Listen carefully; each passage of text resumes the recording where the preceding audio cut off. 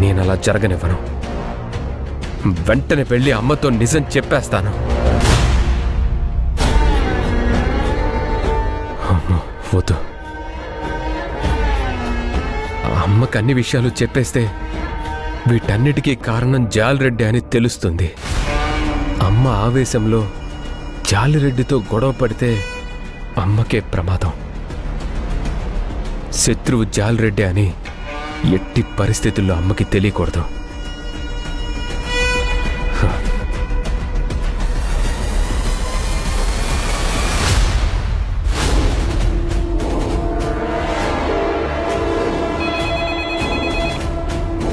Hello, Satyavedu post office.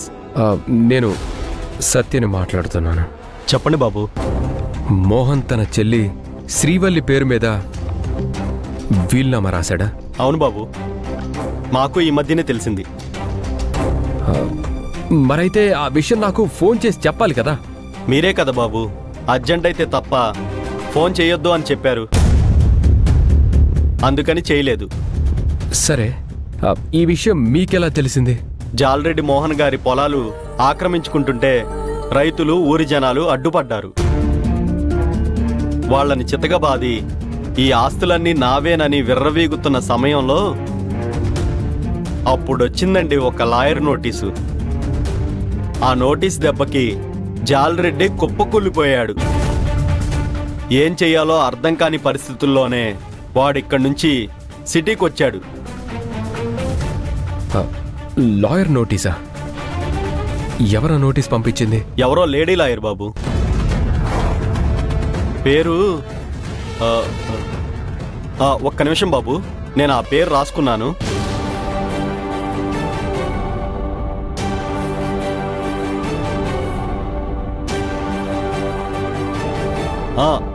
బాబు, ఆ lawyer గారి పేరు కిరణమై. కిరణ్మయ్ గారా? అవును బాబు. సరే, ఇంకా కొత్తగా విషయాలు ఏమైనా తెలిస్తే నాకు ఇమీడియట్గా ఫోన్ చేసి చెప్పండి. ఇలాంటి ముఖ్యమైన విషయాలు చెప్పకుండా వదిలేస్తే ఎలాగండి? అది బాబు. సరేలేండి. సరే బాబు. కిరణ్మయ్ గారు జాలిరెడ్డికి నోటీస్ పంపించారా? అంటే కిరణ్మయ్ గారికి ఈ వీలునామా గురించి తెలిసే ఉంటుంది. మరి నాకెందుకు చెప్పలేదు? మంజు కూడా ఈ విషయం తెలిసే ఉంటుందా? తెలిసినా నాకెందుకు చెప్పలేదు? అసలు నా చుట్టూ ఏం జరుగుతుంది? ఇవన్నీ నా దగ్గర ఎందుకు దాస్తున్నారు?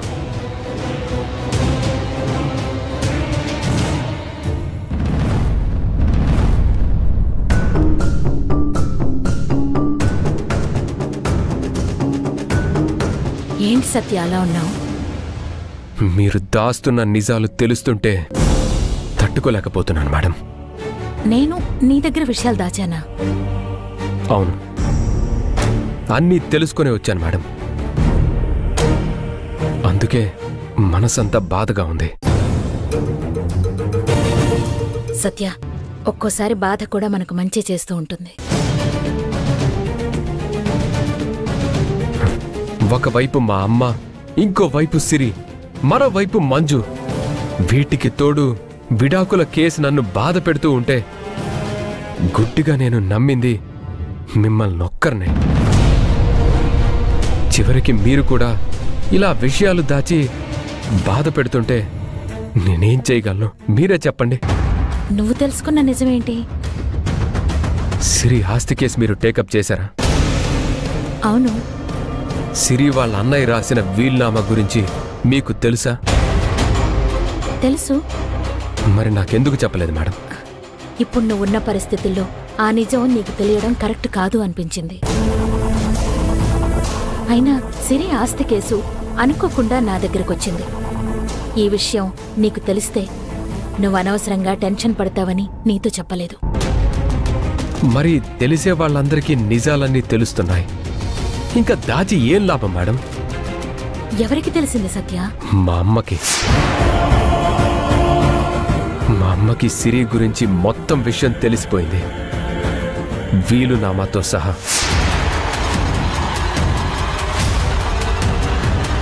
అయితే జాలరెడ్డి విషయం కూడా తెలిసిపోయిందా? లేదు, ఆ విషయం తెలియలేదు.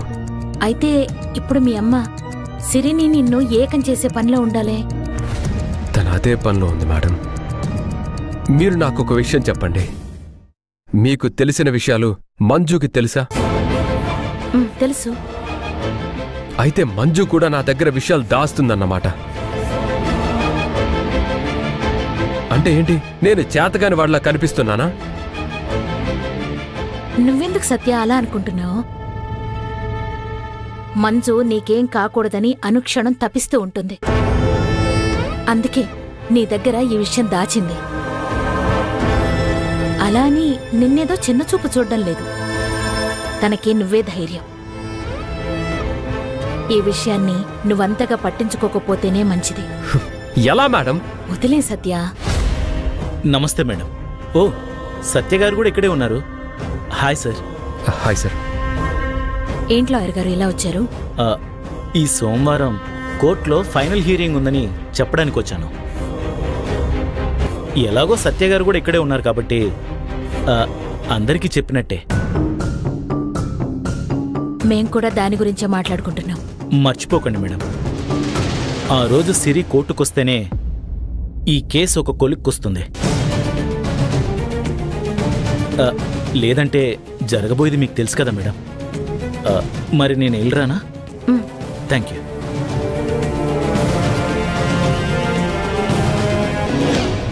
చూసారా మేడం, సమస్య మీద సమస్య నన్ను బాధ పెడుతుంది. ఇలాంటి టైంలో సిరి కోర్టుకొచ్చి సత్య మంజులు కలిసుంటే ఏమీ అభ్యంతరం లేదని ఎలా చెప్తుంది మేడం?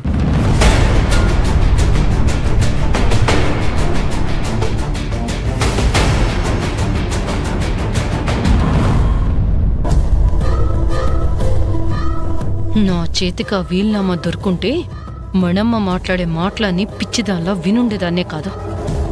నాకు ఆ వీల్నామా దొరికితే చాలు, మణమ్మ ఏం ప్లాన్ చేసినా వేస్టే. దాక్షాయిని, మనం అర్జెంటుగా ఓ టెంపుల్కి వెళ్ళాలి. రా వెళ్దాం. ఏంటి మణమ్మ? ఆ గుళ్ళో ఉన్న పంతులకి సిరి సత్యలకి ఫస్ట్ నైట్ ముహూర్తం పెట్టమని చెప్పాను. ఆ గుళ్ళో ఎవరో గొప్ప సాధువు వచ్చాడంట. ఆయన్ని కూడా కలిసినట్టుంటుంది. ఒకసారి సిరి సత్యల్ని ఆ సాధువు దగ్గరికి తీసుకెళ్దాం అనుకుంటున్నాను. ఎందుకు మణమ్మ? మరేం చేయమంటావు దాక్షాయిని? ఒకవైపు సిరికి శత్రువుల బాధ, మరోవైపు ఈ ఇంటికి మంజు బాధ వదిలిపోవాలి అంటే ఆ సాధువుని ఏదైనా పరిష్కారం అడిగి ఆయన ఏమైనా చెప్తే చేద్దాము అనుకుంటున్నాను. సరే, నీ నమ్మకాన్ని నేనెందుకు కాదనాలి? అలాగే వెళ్దాం.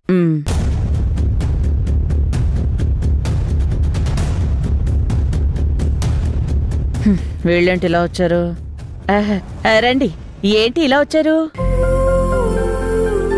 మీకు శుభవార్త చెప్దామని. శుభవార్త ఏంటది? మా మంజుకి ఏఎస్ఐగా ప్రమోషన్ వచ్చింది. ట్రైనింగ్కి వెళ్ళాలి. ఈ విషయం చెప్దామని వచ్చాం.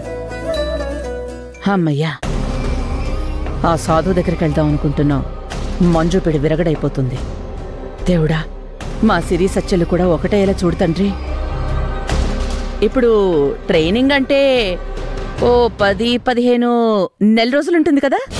అంతే కదా మణమ్మగారు. ప్రస్తుతానికి ఈ మంజు ఇక్కడి నుంచి వెళ్ళిపోతేనే మంచిది. ఒక రకంగా ఇది నాకు కూడా మంచిదే. మణమ్మగారు, మా మంజు ఎక్కడా? ఎక్కడెక్కడో ఉండాలి. మంజు, మంజు! అమ్మా, అత్తయ్య, మీరెప్పుడొచ్చారు? ఇందాకేనమ్మా. అత్తయ్య గారు, నేను రెడీ.